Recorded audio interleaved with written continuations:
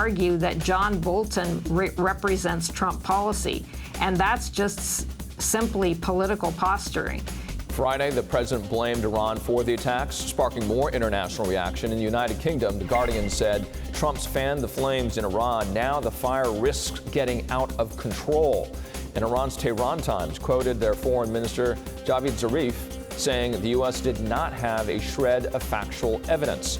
Adding, Zarif said this time the B team has launched a sabotage diplomacy against Iran.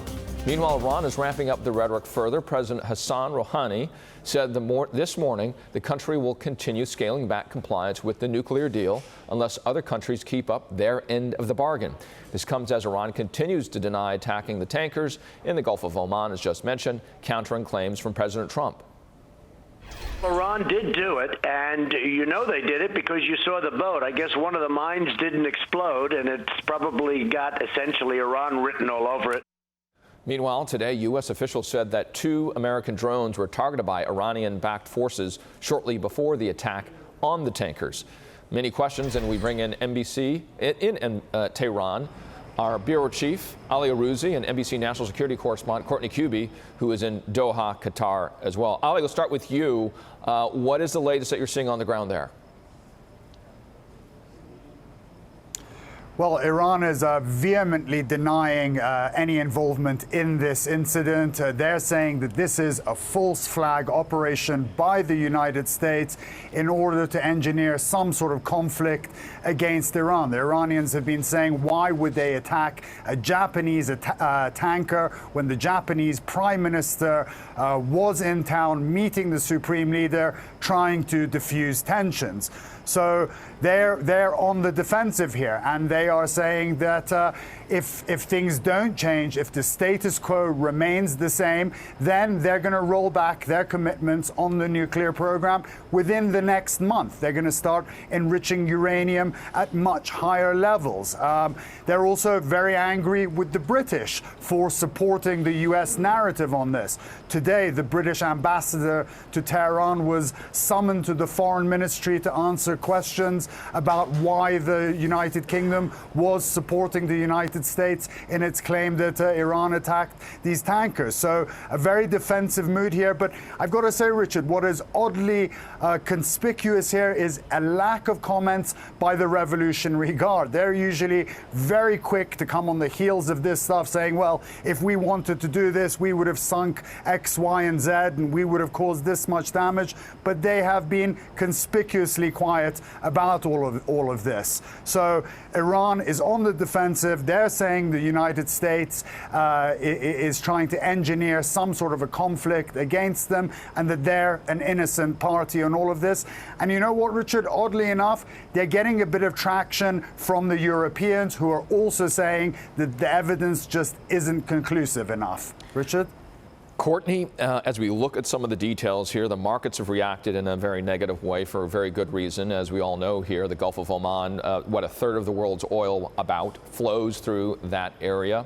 We saw prices go up by 3%. It could be worse, of course, but all of this because of the tensions that could arise. Who are the key players now that could get or calm down this situation?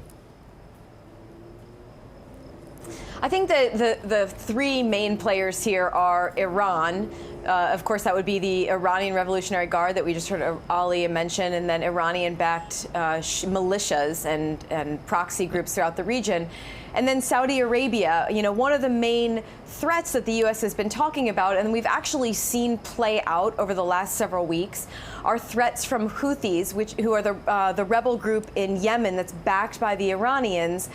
They've been threatening Saudi Arabia for some time. We've seen a number of attacks by them in recent weeks, including one this past week at an airport in southern Saudi Arabia that injured more than 24 people.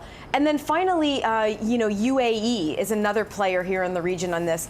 The Saudis and the Emiratis are 2 who are involved in this war in Yemen. They are ones who against Iran in Yemen, and they are ones who have seen potential threats in the Gulf region.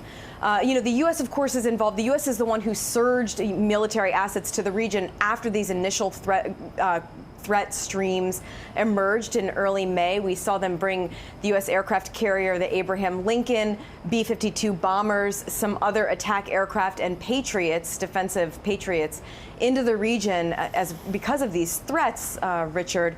But, you know, right now there's the biggest potential, the biggest concern, according to U.S. military officials in the region we've spoken to, is the potential for some kind of a miscalculation.